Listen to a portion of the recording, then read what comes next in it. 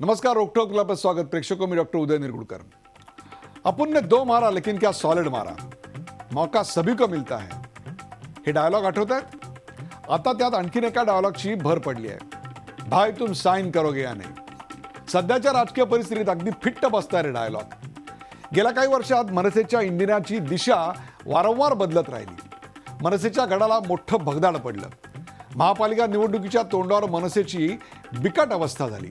एकीकडे राज ठाकरेंचा करिश्मा कायम आहे आणि दुसरीकडे पक्षाला मात्र ओटी, अशी सध्याची अवस्था आहे। ती सध्या काय करते या चित्रपटाची जशी सगळ्यांना उत्सुकता, तसंच तो सध्या काय करतोय याचे आजही अप्रूप आहे। मराठी माणसाच्या हक्कासाठी शिवसेना आणि मनसेनं एकत्रित यायला हवं असं राज ठाकरेंना आणि त्याच्या शिलेदारांना आता वाटतंय। मग गेल्या लोकसभा निवडणुकीच्या वेळी कुठे गेला होता हा धर्म, असा जर प्रश्न विचारला तर काय उत्तर देणार? त्यावेळी भाजपच्या विरोधात मनसेनं उमेदवार दिले नव्हते मुंबईत, पण शिवसेनेच्या विरोधात मात्र आवर्जून उमेदवार उभे केले होते। मग आता अचानक शिवसेनेशी युती करण्याची भाषा कशी काय सुरू झाली? माझा वाद विठ्ठलाशी नाही तर त्याच्या भोवती असलेल्या बडव्यांशी आहे, असंही एक काळी म्हटलं गेलं होतं। मग ज्या बडव्यांबद्दल राज ठाकरे बोलत होते ते तर बडवे अजूनही शिवसेनेतच आहेत। मग त्या बडव्यांशीच युतीची बोलणी करायची वेळ का बरं आली? मराठी मतांची फाटाफूट होऊ नये म्हणून युतीचा प्रस्ताव देणारे राज ठाकरे उद्या परिस्थिती सुधारल्यावर शिवसेनेवर हावी होणार नाहीत कशावरून? ही शिवसेनेला भीती वाटत असेल तर त्यात गैर काय? आत्तापर्यंत जवळपास प्रत्येक राजवटीत महाराष्ट्रानं भाऊबंदकी अनुभवली आहे। महाराष्ट्रातलं राजकारण म्हणजे बिग फॅमिली ड्रामा झालाय। आता त्याचीच पुनरावृत्ती होताना दिसते का? मनसे म्हणते त्याप्रमाणे खरंच भाजप मराठी माणसावर आणि मुंबईवर आक्रमण करतंय का? प्रादेशिक अस्मिता दडपून प्रादेशिक पक्षांच्या अस्तित्वालाच नख लावण्याचा भाजपचा म्हणजेच केंद्रीय पक्षांचा प्रयत्न आहे का? भाजपला विरोध या समान निकषावर शिवसेनेनं मनसेचा प्रस्ताव का बरं स्वीकारला नाही? शत्रूचा शत्रू तो आपला मित्र या न्यायानं शिवसेनेनं मनसेला टाळी का दिली नाही? मनसेला मत म्हणजे काँग्रेसला मत अशी भूमिका शिवसेना यापूर्वी वारंवार मांडत होती। त्या मतावर अजूनही शिवसेना ठाम आहे का? उद्धव ठाकरेंनी राज ठाकरेंचे फोन का घेतले नाहीत? मातोश्रीवर दूत म्हणून गेलेल्या बाळा नांदगावकरांना उद्धव ठाकरे का भेटले नाहीत? मुळात बाळा नांदगावकर मातोश्रीवर गेले ते स्वतःहून की कोणी त्यांना तिकडे पाठवलं होतं? आता शिवसेनेनं युतीला नकार दिल्यानंतर मनसेचं पुढचं पाऊल काय असेल? मनसेला गळती लागण्याची नेमकी कारणं काय? मनसे प्रत्येक वेळी असा भावनिक मुद्द्यांचा आधार का घेते? लोकसभेत भाजपची तळी उचलणाऱ्या मनसेचा आता भाजपला एवढा विरोध का? भविष्यात सत्तेसाठी भाजपला नगरसेवक कमी पडले तर मनसे भाजपला पाठिंबा देणार आहे का? या सगळ्या अनुभवातून मनसेने नेमका काय बोध घेतला? चला यासारख्या असंख्य प्रश्नांचा वेध घेऊयात आजच्या खास रोकठोक कार्यक्रमात। रोकठोक बाळा नांदगावकर।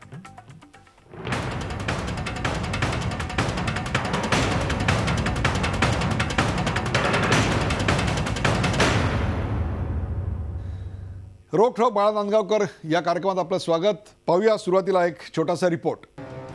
राजकारणात सगळेच दिवस सारखे नसतात याचाच दाहक अनुभव सध्या मनसे अध्यक्ष राज ठाकरे घेत आहेत। 2009च्या लोकसभा निवडणुकीत शिवसेनेची पिछेहाट झाल्यानंतर राज ठाकरेंनी छद्मीपणानं सुपरहिट डायलॉग ऐकवला होता। अमर अकबर एंथनी में डायलॉग है ना, उसने अपुन को मारा लेकिन अपुन ने उसको सिर्फ 2 मारा, लेकिन शॉलिट मारा की नहीं। त्यावेळी राज ठाकरे आणि मनसेची हवा होती। हवेची दिशा ओळखूनच उद्धव ठाकरेंनी राज यांच्या पुढे टाळीसाठी मैत्रीचा हात देखील पुढे केला, पण राज ठाकरेंनी टाळी द्यायला साफ नकार दिला। टाळी वाजवणार का? पण म्हणतात ना, मौका सभी को मिलता है। राज ठाकरेंचं इंजिन सध्या असं काही भरकटलंय की कोणत्या दिशेला जावं तेच कळत नाहीये। महापालिका निवडणुकीत राज ठाकरेंकडे ना मुद्दे आहेत ना नगरसेवक, त्यामुळेच शिवसेनेशी जुळवून घ्यायची वेळ मनसेवर आली आहे। भारतीय जनता पक्षाच्या मीटिंगमधून भाषणं मी ऐकली आणि ती भाषणं ऐकल्यानंतर मी जुना शिवसैनिक म्हणा की आताचा मनसैनिक म्हणा, पण एक मराठी माणूस म्हणून माझ्या शरीराची लाही झाली आणि त्यामुळे मला राहवलं नाही आणि म्हणून मी मुद्दाम मातोश्रीला गेलो आणि म्हणून कुठेतरी आता या 2 पक्षांनी एकत्र येण्याची आवश्यकता आहे, मुंबईकरता एकत्र येण्याची आवश्यकता आहे, मराठी माणसांकरता एकत्र येण्याची आवश्यकता आहे. शिवसेना मनसे युतीसाठी राज ठाकरेंनी स्वतः 6 वेळा उद्धवना फोन केल्याचं समजतंय. मात्र उद्धव ठाकरेंनी फोन उचललेच नाहीत. युतीचा प्रस्ताव घेऊन राज ठाकरेंचे दूत बाळा नांदगावकर थेट मातोश्रीवर पोहोचले, पण शिवसेनेकडून अपेक्षित प्रतिसाद मिळाला नाहीच. आता तर शिवसेना एकटीच आणि पूर्ण ताकदीनं लढणार असल्याचं सांगत उद्धव ठाकरेंनी या चर्चांनाच पूर्णविराम दिलाय. माझ्याकडे प्रस्ताव कोणताही आलेला नाही. बाळा नांदगावकर निरोप घेऊन आले होते. बघा आता ह्या सगळ्या बातम्या मी आपल्याच माध्यमातून बघतोय. कोणाला आमच्याशी फ्रेंडली मॅच करायचे, कोणाला काय करायचे, कोणाला काय करायचंय. आम्ही मात्र पूर्ण ताकदीनिशी आता मैदानात उतरलेलो आहोत आणि संपूर्ण महाराष्ट्र भगवा केल्याशिवाय आम्ही राहणार. एकेकाळी फॉर्मात असलेली मनसे सध्या राजकारणातला बॅड पॅच अनुभवते. शिवसेनेतून फुटून बाहेर पडलेल्या राज ठाकरेंना आपला पक्ष टिकवण्यासाठी शिवसेनेपुढंच हात पसरायची वेळ आली आहे. आता शिवसेनेनं युतीचा प्रस्ताव फेटाळल्यानं मनसेचं इंजिन कोणत्या दिशेनं जाणार याकडे सगळ्यांचंच लक्ष लागलंय. Bureau report, Zee Media. रोखोक बाळा नांदगावकर मला आपलं स्वागत. आपल्या सोबत आहेत मनसेचे नेते आणि माजी आमदार बाळा नांदगावकर. बाळा नांदगावकर, या कार्यक्रमात स्वागत. नमस्कार. बाळा नांदगावकर आज चर्चेतला चेहरा. आजचा दिवस बाळा नांदगावकर यांच्या नावावर लिहिला. याचं कारण ते आज मनसेचा निरोप घेऊन, मनसेचा प्रस्ताव घेऊन शिवसेनेकडे मातोश्रीवर गेलेले होते. बाळा, तुम्ही कशा करता गेला होतात? त्याहीपेक्षा कोणाच्या सांगण्यावरून गेला होतात? तिथे जा असा तुम्हाला आदेश होता का तुम्ही स्वतःहून गेलात? उदयजी, मला वाटतं की साधारण 21 तारखेपासून मी पाहत होतो. 21-22 तारखेपासून राज ठाकरे साहेब उद्धव साहेबांना फोन करत होते. जवळजवळ 7 फोन केले, त्यातले 3 फोन तर माझ्यासमोरच गेले. त्यातला कालचा 1 फोन केला, तो माझ्यासमोरच झाला. आणि ते का फोन करत होते ते मी माझ्या डोळ्यासमक्ष पाहत होतो. मला माहीत होतं कशासाठी फोन करतायत ते. त्यांना वाटत होतं की ही जी महानगरपालिका निवडणूक आहे, या निवडणुकीच्या बाबतीमध्ये उद्धव साहेबांशी बोलावं आणि काहीतरी निर्णय घ्यावा. उद्धव ठाकरेंनी फोन घेतले? उद्धव ठाकरेंनी फोन नाही घेतले हे दुर्भाग्य आमचंही समजतो. मला त्यापेक्षा ते मराठी माणसांचं बरोबर आहे आणि मुंबईचे दुर्भाग्य मी समजू शकतो. परंतु उद्धव ठाकरेंनी तुमच्या पक्ष नेतृत्वाचे फोन घेतले नाहीत असं जाहीरपणे सांगून तुम्ही तुमच्या पक्षातल्या कार्यकर्त्यांना काय मेसेज दिला असं वाटतं? नाही, तर ते काय अडचण नाही ना. पक्षातल्या कार्यकर्त्यांना मेसेज द्यायचं काय कारण आहे? हे काय नवीन नाही ना. मी मुंडे साहेबांचं पण ऐकलंय, किती लोकांचं ऐकलेलं आहे. फोन केले त्यावेळेला घेतले गेले नाही, ते काय नवीन नव्हतं. त्याच्यामुळे काय ठीक आहे, ती अडचण असेल त्यांची फोन न घेण्याची, तो भाग वेगळा. तेव्हा मेसेज जाण्याचं काय कारण आहे? हा फोन कुणा बाहेरच्या नेत्याचा नव्हता, तर घरातल्या एका कुटुंबियाचा देखील होता. तरी देखील तो फोन घेतला गेला नाही. हो, हे खरं आहे. त्याचं मला निश्चितपणे दुःख आहे. आणि म्हणून मी काल संध्याकाळी स्वतःच मातोश्रीला गेलो होतो. तुम्ही गेलात ते एक प्रस्ताव घेऊन गेलात असं आम्ही ऐकतोय. बिलकुल. तो प्रस्ताव काय होता आणि चर्चेला समोर कोण बसला? मी मुद्दाम तुम्हाला सांगतो, मी 7:04 मातोश्रीच्या गेटमध्ये गेलो. माझ्यासोबत दोघे तिघे होते, त्यांनाही माहिती नाही. म्हणजे भारतीय जनता पक्षाचा मेळावा झाल्यानंतर, भारतीय जनता पक्षाच्या मेळाव्यात देवेंद्र फडणवीस आणि आशिष शेलार यांची भाषणं झाल्यानंतरच्या दिवशी आपण प्रस्ताव घेऊन गेलात? ते काल गेलो होतो मी. बरोबर, तेच. ते त्यांचं भाषण त्या दिवशी ऐकल्यानंतर मला खूप संताप आला होता. कारण त्यांनी जी काही ती अवकात वगैरे वगैरे भाषणामध्ये शब्द वापरले आणि त्यामुळे माझ्यासारख्या माणसाला ते सहन झालं नाही. आणि म्हणून मी सकाळी साहेबांनी माझ्यासमोर फोन केल्यानंतर साहेबवर लाईनवर उद्धव साहेब नाही आहेत असं सांगितलं. आणि तेव्हा तुम्ही ठरवलं की संध्याकाळी आज आपण जावं. आणि म्हणून मी मला आश्चर्य असं वाटतं की फोन केला होता. बाळा, तुम्ही एकेकाळचे जायंट किलर. मला आठवत आहे तुम्ही त्यावेळच्या अत्यंत बलदंड अशा छगन भुजबळांचा अत्यंत नवखे असताना पराभव केला होता. आणि त्यावेळी मातोश्रीवर तुमचं जंगी स्वागत झालेलं मी डोळ्यांनी बघितलेलं आहे. मग आता तुम्हाला थंडा प्रतिसाद का मिळाला? एक वेळचा हा जायंट किलर आता मिस्टर नोवेअर का झाला? नाही, मला तुम्हाला एक अत्यंत विनम्रपणे सांगायचं आहे. मला महाराष्ट्राच्या लोकांना सांगायचं आहे तुमच्या चॅनेलच्या माध्यमातून. मी 7:04 गेल्यानंतर इथं पगारे नावाचे हवालदार होते, त्यांना मी सांगितलं की आतमध्ये निरोप द्या उद्धव साहेबांना की मी आलोय म्हणून, मला त्यांना भेटायचं आहे. 7:08 4व्या मिनिटाला मला आतमध्ये घेतलं गेलं ताबडतोब. केल्यानंतर मिलिंद नार्वेकर बाहेर आले. ते मला अत्यंत सन्मानपूर्वक आतमध्ये घेऊन गेले. मी साहेबांचा आणि महासाहेबांचा फोटो त्याला वंदन केलं, साहेबांच्या खुर्चीला वंदन केलं आणि मग त्यांनी मला एका रूममध्ये नेलं. त्या रूममध्ये गेल्यानंतर तिथे सन्माननीय सुभाष देसाई साहेब, सन्माननीय अनिल देसाई, सन्माननीय अनिलजी परब, सन्माननीय राहुल शेवाळे आणि सन्माननीय मिलिंद नार्वेकर असे 5 जण त्या ठिकाणी बसले होते. त्यांनी मला त्या ठिकाणी बसवलं आणि त्यांचा पहिला प्रश्न होता, बाळा कशाला आलास, शिवसेनेत प्रवेश करतो का? तर म्हटलं अहो मी तर ठाकरे कुटुंबातच आहे, तिथे काय आणि इथे काय तुम्हाला माहिती आहे, त्याच्यामुळे काय नाही. पण इथे काय आणि इथे काय याच्यावर खूप मोठा फरक आहे. हां, ते त्यांच्यासाठी असेल, माझ्यासाठी नाही.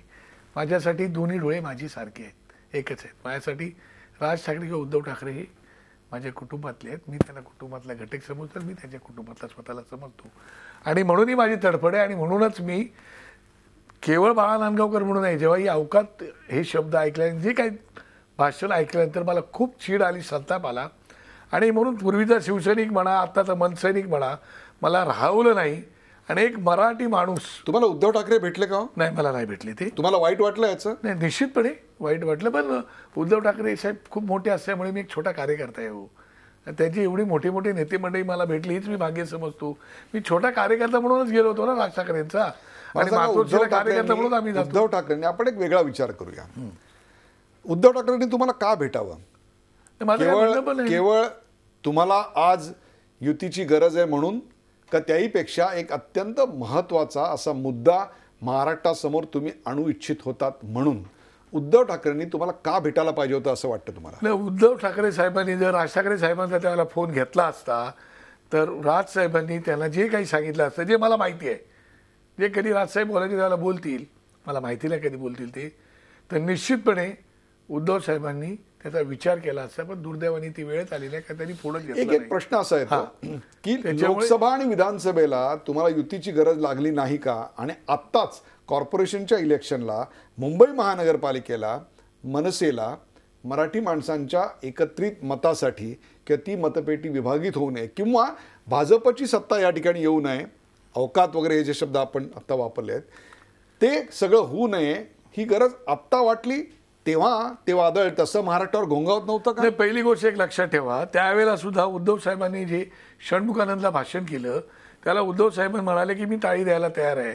त्याच्यावरती राज ठाकरे साहेबांची प्रतिक्रिया अशी होती की जर टाळीच मागायची होती तर ती काय अशी जाहीर टाळी मागत नाही.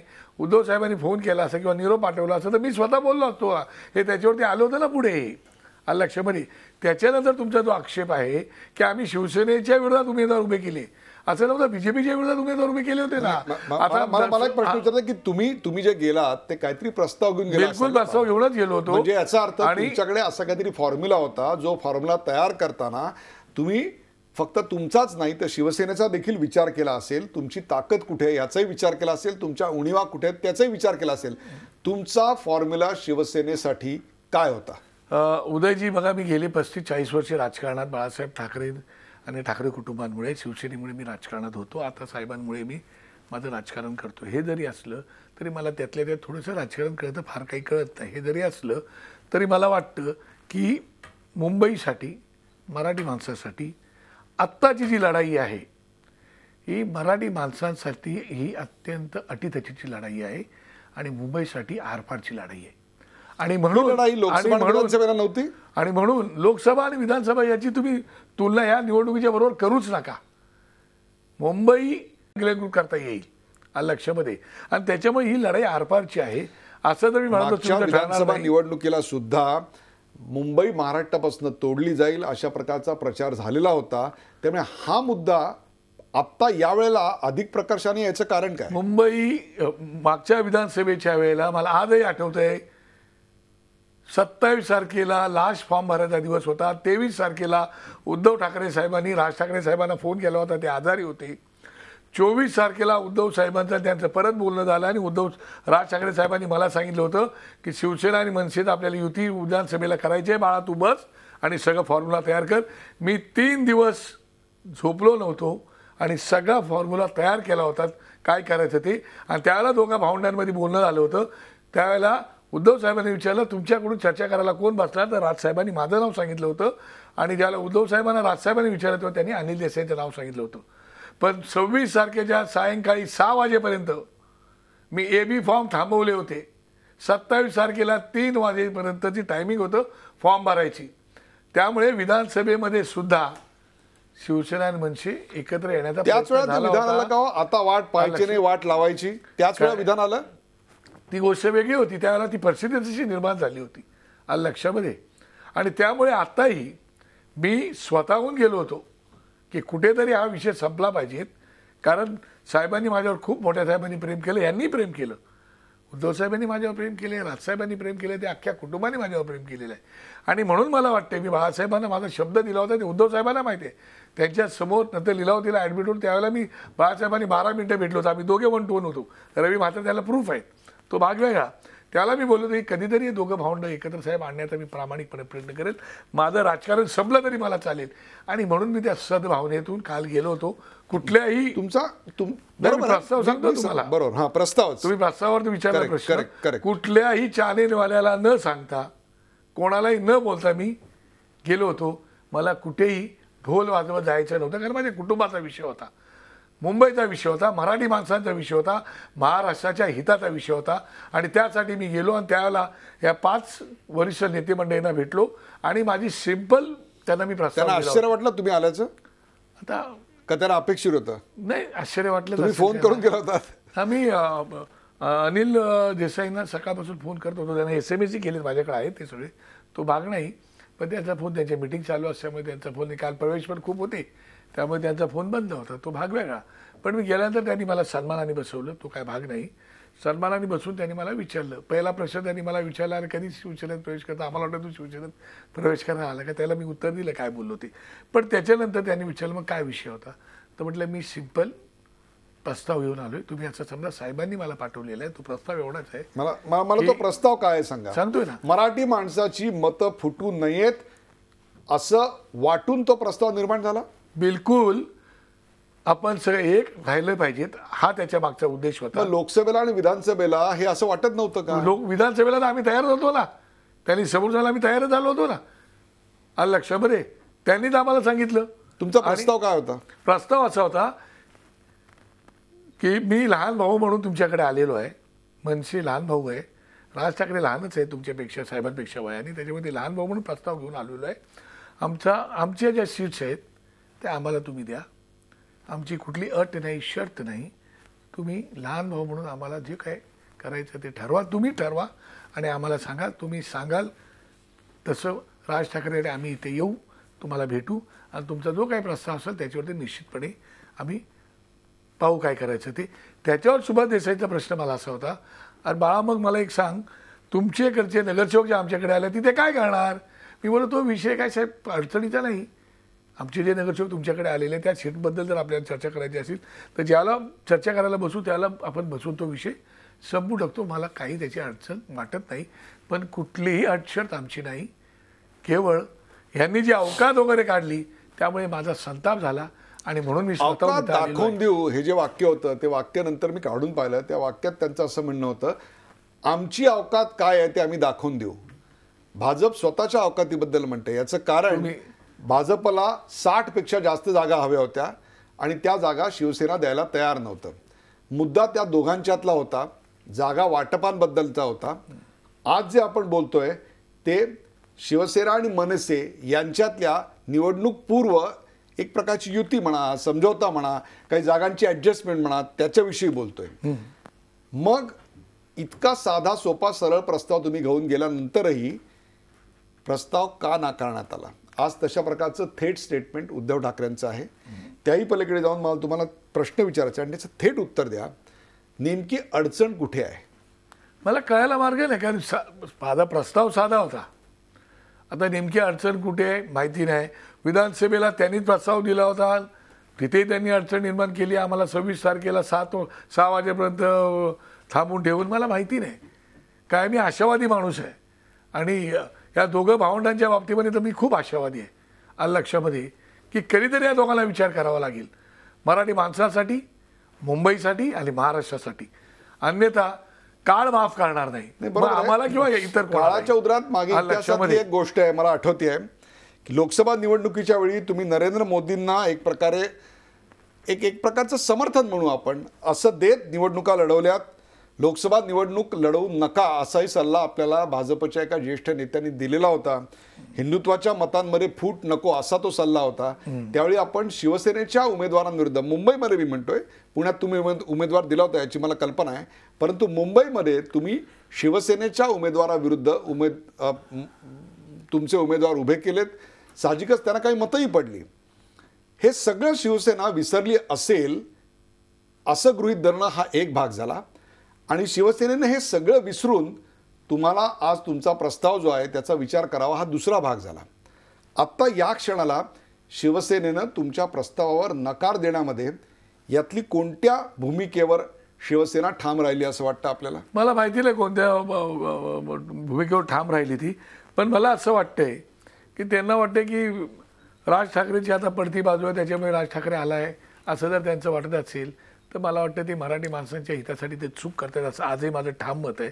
त्याचं कारण असं की मुंबईसाठी दोघं भाऊ महाराष्ट्रासाठी एकत्र येणं फार गरजेचं होतं आणि मला माहिती आहे की का गरजेचं होतं. मला मला मला कल्पना आहे, परंतु आज ग्राउंड रियालिटीचा विचार करूया.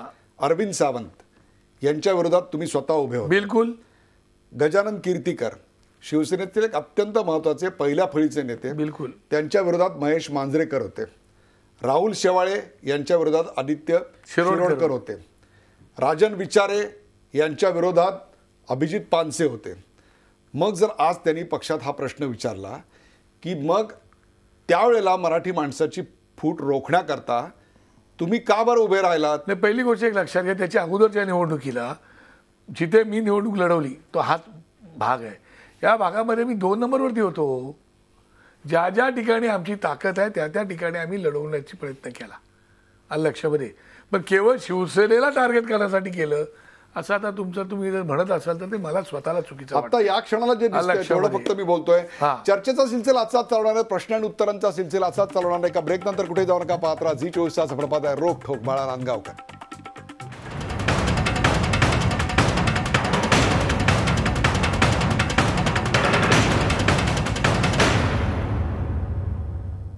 रोखोक बाळा नांदगावकर. ब्रेक नंतर आपलं स्वागत. आपल्या सोबत आहेत मनसेचे नेते आणि माजी आमदार बाळा नांदगावकर. बाळा नांदगावकर, लोकसभा जर तुमच्या पक्षात काळ आला असता असं वाटतं तुम्हाला? आता तुम्ही कशाला उद्याची आमच्या वर्मावर बोट ठेवताय? लढवायची नाही असा निर्णय झाला होता, पण ठीक आहे आता लढवली, झाली चूक, आता काय करणार त्याला? चूक पण म्हणता येणार नाही, पण लढवायचा निर्णय झाला ना. तो निर्णय घेतल्यामुळे डायलॉग मला आठवतोय, मौका सभी को मिलता है. आज शिवसेनेला मौका मिळाला, शिवसेना त्या मौक्याचा पुरेपूर फायदा उठवतोय. परंतु सर्वात महत्त्वाचा मुद्दा होता तो मराठी माणसाची एकजूट असण्याचा. आपल्याला वारंवार असं वाटतंय की या सगळ्याला भीती आहे ती भाजपपासून, मोदींपासून, अमित शहांपासून. ती नेमकी कशामुळे? नाही, पहिली एक गोष्ट लक्षात ठेवा की एकंदरीत जर तुम्ही पाहिलं भाजपचं राजकारण जर तुम्ही पाहिलं तर ज्या ज्या राज्यामध्ये भाजप जाते त्या त्या राज्यामध्ये प्रादेशिक पक्षांना संपवते. बिलकुल त्याचा अजेंडा तो ठरलेला असं मला दिसतंय आणि हे दुर्दैवाने बोलावं लागतं. आणि आमच्या इथल्या मराठी असणारे त्या पक्षामध्ये असणाऱ्या मराठी लोकांनाही कळत नाही आहे. हे त्याच्यापेक्षा दुर्दैव आहे. आलं लक्षामध्ये. आणि त्यामुळेच सर अत्यंत महत्त्वाचा तोच विषय होता की कुठेतरी आपण एकत्र येऊन या विषयाला हात घालणं गरजेचं आहे. मुंबई ही आपली आहे आणि मुंबई व्यवस्थित राहिली पाहिजे, मराठी माणसांची आहे, मराठी माणसांचीच राहिली पाहिजेत, हीच भावना त्याच्या मागे माझी होती. दुसरी काय आणखी भावना असू शकते हो, मला सांगा ना तुम्ही. आणि म्हणून मी सगळं मला असं अजूनही वाटतंय, तुम्हाला असं ठामपणे वाटतंय, तशी काही उदाहरणं, तशी काही लक्षणं तुम्ही दाखवू शकाल, धोक्याची पावलं दाखवू शकाल की भारतीय जनता पक्षाला मुंबई ही महाराष्ट्रापासून तोडायची आहे का हा तुमचा केवळ एक उभा केलेला निवडणुकीच्या काळातला बागुलबू आहे? नाही, बागुलबुवाचा विषय नाही. तुम्ही एकंदरीत जर मुंबई शहरातली मोठी मोठी ऑफिसेस पाहिली तर जवळजवळ शिफ्टिंग चाललेलं आहे ना. त्यामुळे आमच्यासारख्या राजकारणामध्ये असणाऱ्या, समाजकारणामध्ये असणाऱ्या माणसाला मनामध्ये भीती वाटते की काय चाललंय. रिझर्व्ह बँकेचं ऑफिस गेलं, एरिण्याचं ऑफिस गेलं, आता बुलेट ट्रेन येते, काय मला कळायलाच मार्ग नाही. त्यामुळे मनामध्ये भीती वाटतेच नाही. लक्षामध्ये नक्की काय चाललेलं आहे. मग तुम्हाला असं म्हणायचं की जी भीती, जो धोका मुंबईला, महाराष्ट्राला आहे तो इतर कोणत्याही राजकीय पक्षाला, विशेषतः प्रादेशिक पक्ष जे आहेत त्यांना कोणालाही तो धोका जाणवत नाही, फक्त मनसेला जाणवतोय. नाही, सगळ्यांना जाणवत असेल, ते बोलतील ना, आज नाही तर उद्या बोलणार आहेत, नेतेमंडळी भाषण करणार आहेत ना. पण मला वाटतंय, वास्तव माझ्या डोळ्यासमोर दिसतोय, जे काही मी थोडे दिवस राजकारणात काढलं त्याच्यावर मला दिसतंय. गेले 4-4.5 वर्ष तुमचा पक्ष महानगरपालिकेतल्या शिवसेना भाजप युतीच्या कारभारावर टीका करायची एकही संधी सोडत नव्हता. बिलकुल. तुमचे अगदी गटनेते असतील, प्रत्येक दिवशी त्यांचं एक स्टेटमेंट असायचं, रस्त्यांवरचा मुद्दा आहे, पेंग्विनवरचा मुद्दा आहे, सगळ्या गोष्टींवर टीका आपण झालेली बघितली. मग ज्या पक्षाच्या भ्रष्ट कारभाराबद्दल तुम्ही टीका केलीत त्या पक्षाशी आता युतीचा प्रस्ताव घेऊन तुम्हाला का जावं लागतंय? पहिली गोष्ट एक उदयजी लक्षात घ्या की राजकारणाच्या पलीकडे जाऊन विचार करावा लागतो. सगळ्याच गोष्टी राजकारणासाठी किंवा निवडणुकीसाठी किंवा मतासाठी करून नाही चालत उदयजी. शेवटी राजकारणाच्या पलीकडे विचार करायला पाहिजे की शेवटी मुंबई आमची आहे, मुंबईवरती अधिकार आमचा आहे आणि म्हणून मतांची टक्केवारी बाजूला ठेवा. बाळा नांदगावकर, राजकारणापलीकडचा विचार निवडणुकीच्याच वेळी काय येतो? 4.5 वर्षाच्या काळात दिलजमाई करायचे, एकत्र येण्याचे अनेक संधी, अनेक प्रसंग सहज साधता आले असते. निवडणुकीच्या तोंडावर जेव्हा असे प्रस्ताव येतात तेव्हा त्याला राजकीय वास होतो. म्हणून माझा प्रश्न नाही, पण तसं नाही, ते तसं नसतं. ते ज्याला आपण वेगवेगळ्या निवडणुका लढवतो त्याला वेगवेगळ्या निवडणुका लढवल्यानंतर लोकांनी आपल्याला जी जबाबदारी दिलेली आहे, विरोधी पक्ष म्हणून जर जबाबदारी दिली आहे तर विरोधी पक्ष म्हणूनच तिथे काय उणीव आहेत त्या काढणं विरोधी पक्षातली आमची जबाबदारी असतं आणि ती आम्ही प्रामाणिकपणे पार पाडली पाहिजेत. या भूमिकेचा मी आहे, कारण मी विरोधी पक्षात कित्येक वर्ष काढलेले आहे, त्यामुळे मला माहिती आहे. आणि त्यामुळे आमच्या सभागृहातली जी काय नेतेमंडळी महानगरपालिकेची होती त्यांना जे जे चुकीचं वाटत होतं त्याच्यावर तिथे त्यावेळेला ते बोलत होते आणि मला त्यातलं कुठलंही चुकीचं वाटत नाही. पण जी परिस्थिती मला आता दिसते ती पाहता मुंबईसाठी कुठेतरी आपल्याला एक येऊन लढाई लढली पाहिजेत, याच भावनेतून एक प्रश्न मग असा उपस्थित होईल की ज्या भाजपची साथ तुम्हाला नाशिकमध्ये घ्यावीशी वाटली तोच भाजप तुम्हाला आता मुंबईमध्ये त्याज्य का वाटतोय? नाही, असं नसतं. निवडणूक पहिली गोष्ट लक्षात ठेवा की आता मग मी तुम्हाला उदाहरण देतो ना, तुम्ही मला जो प्रश्न विचारला तर उदाहरण देतो ना मी. का विधानसभेमध्ये वेगळ्या निवडणुका लढवल्या ना, तुम्हाला माहिती आहे एक पिक्चर आले होते, गोलमाल पार्ट 1, गोलमाल पार्ट 2, गोलमाल पार्ट 3 आले होते. मग गोलमाल पार्ट 1 विधानसभेची निवडणूक वेगळी वेगळी, नंतर मंत्रिमंडळामध्ये एकत्र, त्यांनाही तो प्रश्न विचारला गेला डोंबिवली पार्ट 2, त्यांनाही तो प्रश्न तेव्हा विचारलाच गेला होता. माझा फक्त एवढा मुद्दा आहे की भारतीय जनता पक्ष हा प्रादेशिक पक्षांच्या मुळावर आलेला आहे हे स्पष्टपणे दिसत असताना नाशिकमध्ये त्यांचा साथ का बरं घेतली गेली? का त्यावेळेला परिस्थिती वेगळी होती आणि आता परिस्थिती वेगळी आहे? जर आता ती वेगळी असेल तर ती नेमकी काय प्रकारे वेगळी आहे? नाही, मला असं वाटतं की साथ घेण्याचा विषय नाही, त्या वेळेला त्या शहराची काय गरज आहे. कारण शेवटी एखादी महानगरपालिका ताब्यात आली तर त्या महानगरपालिकेचा विकास करणं फार महत्त्वाचं असतं. लोकांनी ती जबाबदारी आपल्यावर दिलेली असती आणि ती जबाबदारी पार पाडण्यासाठी काही वेळेला अशा तडजोडी कराव्या लागतात.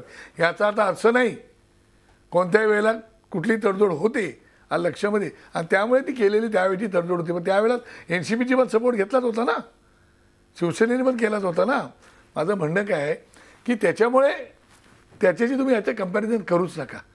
मला असं वाटतं की BJPची जी आत्ताची परिस्थिती आहे, BJP ज्या पद्धतीने आता वागते ते पाहिल्यानंतर कुठेतरी विचार करण्याची वेळ आलेली आहे आणि तो विचार आत्ताच करायला पाहिजे. म्हणजे या मताचा मी ठाम आहे. प्रादेशिक पक्ष म्हणून तुम्ही राष्ट्रीय पक्षांच्या वाढत्या प्रदेशामधल्या हस्तक्षेपाबद्दल किंवा त्यांच्या वाढत्या ताकदीबद्दल चिंता व्यक्त करताय, कारण त्यांना प्रादेशिक पक्षांची अस्मिता आणि त्यांचं अस्तित्व संपवायचं. बिलकुल राष्ट्रीय पक्ष जे आहे तुमच्या प्रस्तावाचा एक आधार होता असं आपण बिलकुल माझं म्हणणंच ते आहे ना. जरा थोडा आपण दुसरा वेगळा प्रश्न घेऊया. या संपूर्ण युतीमध्ये होऊ घातलेल्या युतीमध्ये आता तर ती युती होणार नाही हे तर स्पष्टच झालेलं आहे, कारण महाराष्ट्रामध्ये मुंबई सोडून युती करा अशा प्रकारची एक गोष्ट चंद्रकांत पाटील यांनी केली होती, परंतु त्याला देखील शिवसेनेने स्पष्टपणे नकार दिलेला आहे.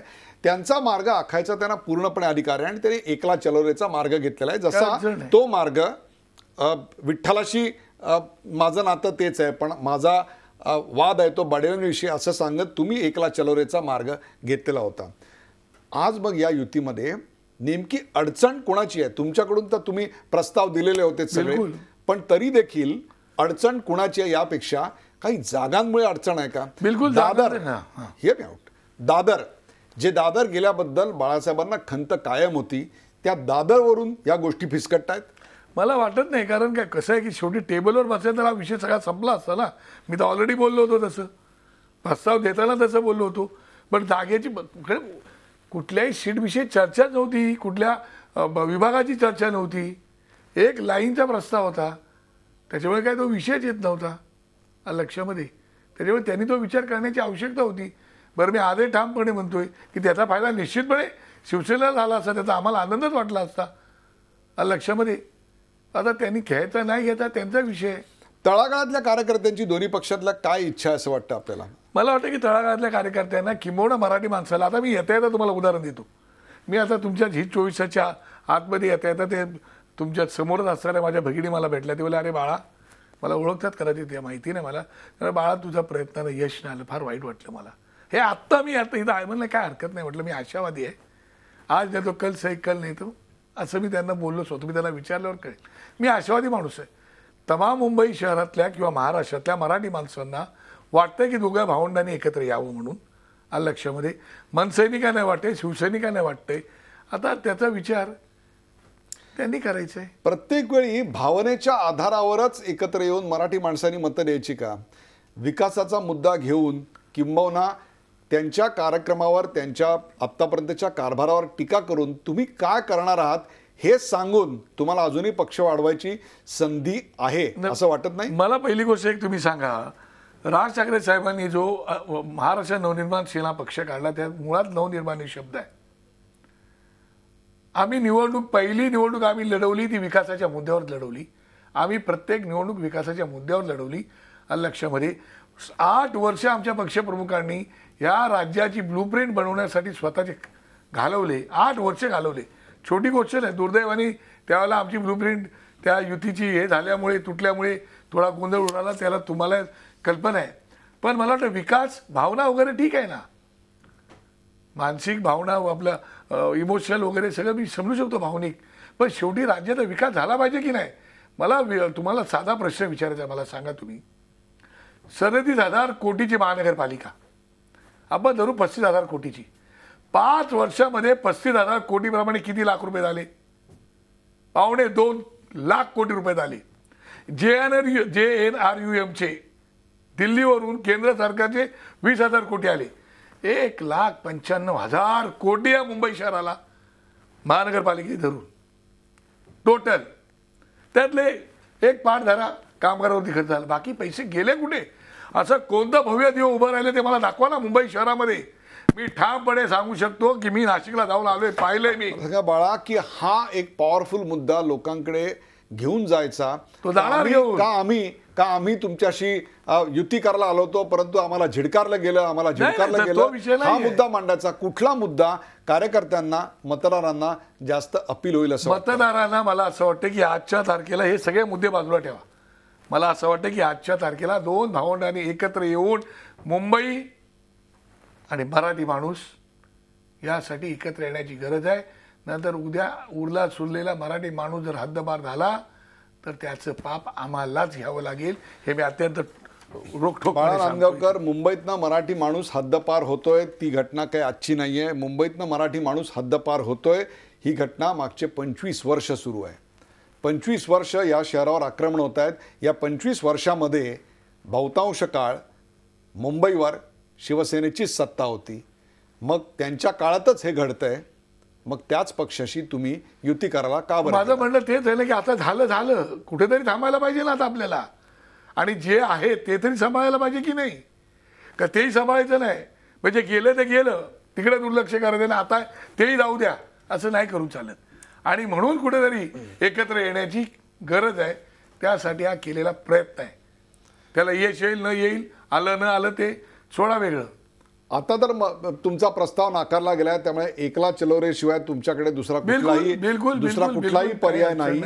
मी ट्रेलर दाखवत नाही तर पूर्ण पिक्चरच दाखवतो, असं आपल्या नेत्यांनी यापूर्वी विधान केलं होतं. मग प्रचाराची आपली या महानगरपालिकांच्या निवडणुकीतली रणनीती काय असणार आहे? नाही, बिलकुल त्याच्यावरती साहेब बोलणार आहेत. स्वतः मी त्याच्यावरती त्या विषयावरती बोलणं उचित पण नाही, कारण काही विषय हे त्यांच्या मुखातूनच येणं फार गरजेचं आहे. पण आम्ही आमच्या पक्षाचा अजेंडा विकासाचा आहे नंबर 1.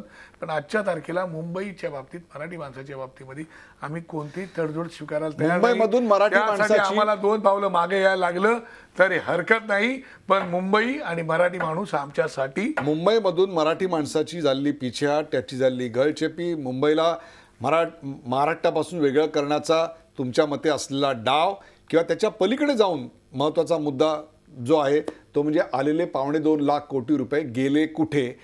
ह्या सगळ्या प्रश्नांना जर जागृत करायचं असेल तर त्याच्या सगळ्याचे रोख हे धनुष्यबाणावर जातात. आपल्या टार्गेटवर प्रथम क्रमांकावर धनुष्यबाण असणार आहे का कमळ असणार आहे? नाही, एक लक्षात घ्या, आजच्या तारखेला आमच्यासाठी मुंबई आणि मराठी माणूस, त्यासाठी आम्हाला वाटेल ती किंमत द्यावी लागली तरी चालेल, पण कुठल्या परिस्थितीमध्ये मुंबई आणि मराठी माणसाला मदत करता येईल अशा प्रकारची भूमिका आम्ही नक्की घेणार आणि तशीच वाटचाल आमची करणार. भाषेच्या आधारावर, जातीच्या आधारावर, धर्माच्या आधारावर मतं मागता येणार नाहीत असा माननीय सर्वोच्च न्यायालयाचा निकाल आहे. असं असताना तुम्ही प्रादेशिक अस्मितेतल्या या 3 महत्त्वाच्या बाबींवर मतं कशी मागणार आहात? मग कशावर मागायची मतं ते तरी मला सांगा ना. मतं मागायची कशावर?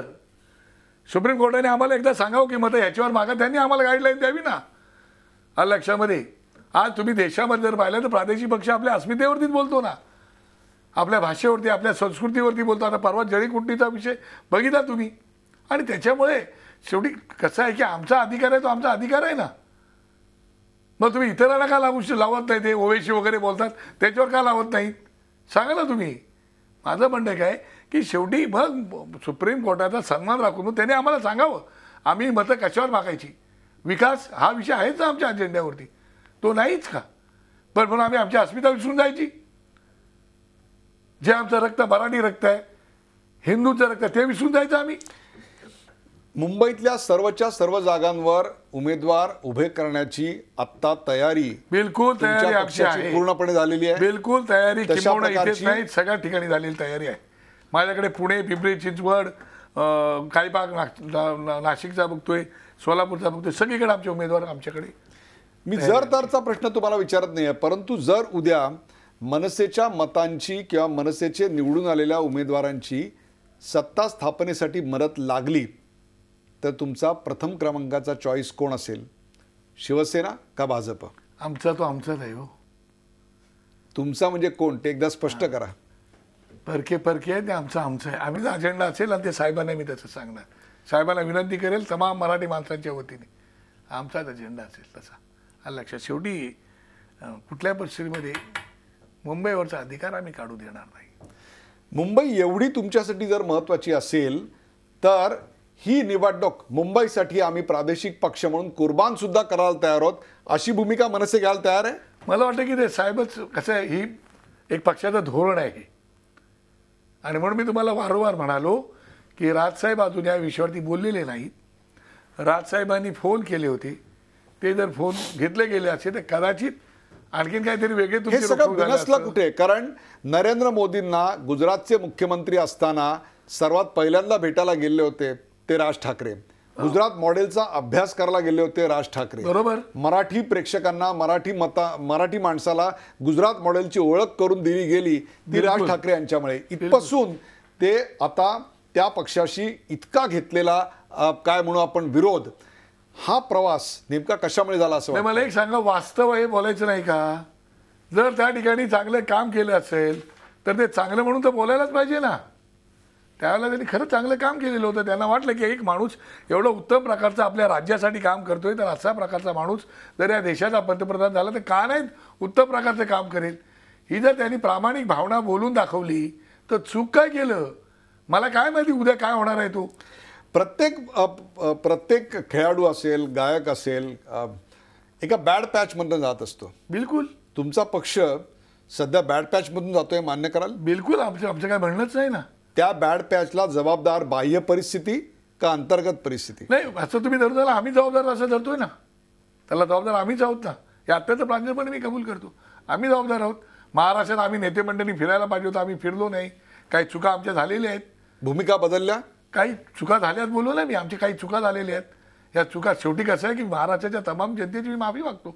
काही चुका सुधारायला आम्हाला वेळ देणार की नाही, कोणाच्या चुका होत नाहीत.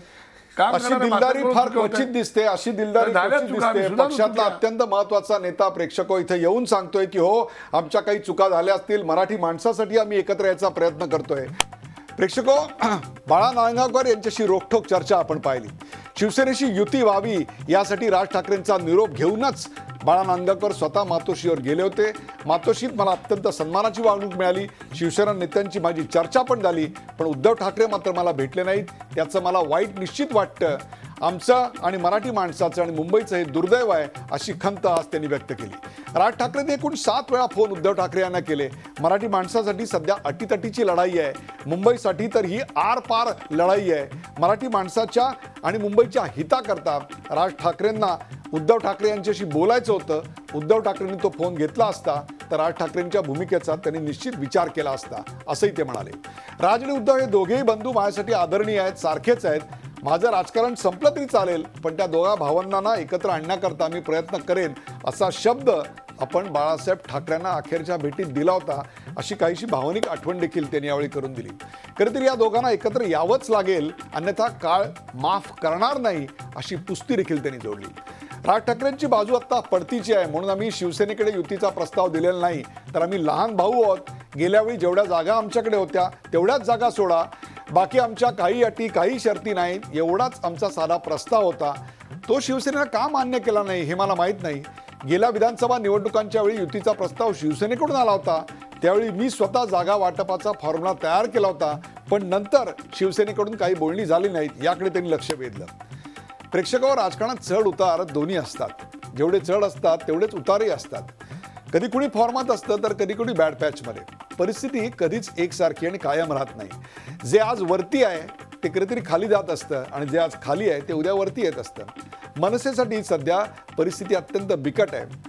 उत्तम पक्ष बांधणी केली, ठोस कार्यक्रम दिला असता तर भविष्यात मनसेला पुन्हा उभारी घेणं अशक्य अशातला भाग नाही. परंतु सध्या अवस्था अत्यंत बिकट आहे, ही वस्तुस्थिती आहे. निवडणुका येतात जातात, पण लोकांशी असलेला कनेक्ट तुटता कामा नये. राजकारणातलं सर्वात महत्त्वाचं सूत्र हेच असतं.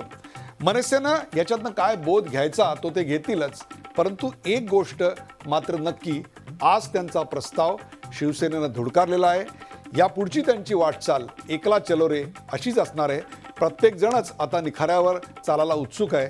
निखाऱ्यात कोण जळतं आणि निखाऱ्यातून कोण पार पडतं हे आपल्याला या निवडणुकीच्या निकालातून कळेल. तुर्तास या कार्यक्रमात सहभागी झाल्याबद्दल बाळा नांदगावकर आपले आभार. आणि ताज्या बातम्यांसाठी पाहत राहा झी24 तास. रहा एक पाऊल पुढे.